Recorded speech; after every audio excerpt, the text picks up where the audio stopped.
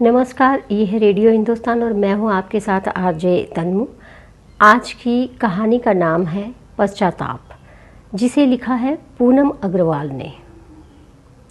आज हरीश को बीवी बच्चों के साथ ट्रेन में अचानक देखकर काजल के जख्म हरे हो गए। सुंदर सुघड़ पत्नी और 2 प्यारे बच्चे, यही वो शख्स था जिसके साथ वह ब्याही गई थी। पर अपनी महत्वाकांक्षा और माँ की गलत सीख वह खुद अपना घर उजाड़ बैठी। उससे कम पढ़ा लिखा और सामान्य रंग रूप का था हरीश। शादी के कुछ महीने बाद ये बात काजल को कचोटने लगी। घर से बाहर रहने के लिए उसने एक कंपनी में नौकरी कर ली। वह अपनी माँ से हमेशा हरीश की बुराई करती रहती थी और माँ भी कहीं ना कहीं यही चाहती थी कि काजल तलाक लेकर आज़ाद हो जाए। तलाक हो गया और वह मायके में रहने लगी, पर अपने नकचढ़े स्वभाव के कारण उसका वहाँ भी गुजारा न हुआ। वो अलग रहने लगी। खुद को तसल्ली देने के लिए सोचती, गृहस्थी में औरत की कोई औकात नहीं होती है, सबके खाने के बाद आखिर में उसकी थाली लगती है, वगैरह वगैरह। पर वक्त गुजरने के साथ उसे परिवार की कमी खलने लगी। उसे सर चढ़ाने वाली माँ गुजर चुकी थी।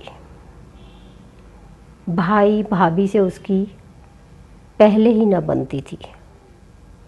आज जब हरीश को अपने परिवार के साथ खुश देखा तो उसे बहुत पश्चाताप हो रहा था। यदि वह समझदारी से काम लेती तो आज हरीश की पत्नी की जगह वो होती। वर्तमान समय में उसके पास बड़ा घर है, पर उसमें वह अकेली है। खाने के लिए उसकी थाली पहली होने के साथ साथ आखिरी भी होती है। उसके बैंक अकाउंट भरे हुए हैं, पर रिश्तों के अकाउंट खाली हैं।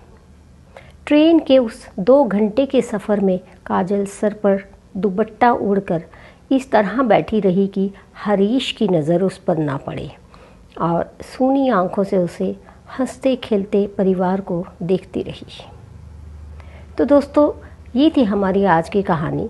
क्योंकि जीवन में कई बार ऐसा समय भी आ जाता है जब हम अपने लिए किए गए फैसलों पर पछताते हैं और अंदर ही अंदर घुटते रहते हैं, जिसका परिणाम कभी कभी अच्छा नहीं होता। तो यही कोशिश होनी चाहिए कि पश्चाताप से बाहर निकलकर उसे पूर्ण विराम देकर आगे बढ़ जाना चाहिए। तो दोस्तों, फिर मिलती हूँ एक और प्यारी सी कहानी लेकर। तब तक यूं ही हंसते रहिए, मुस्कुराते रहिए। धन्यवाद। रेडियो हिंदुस्तान।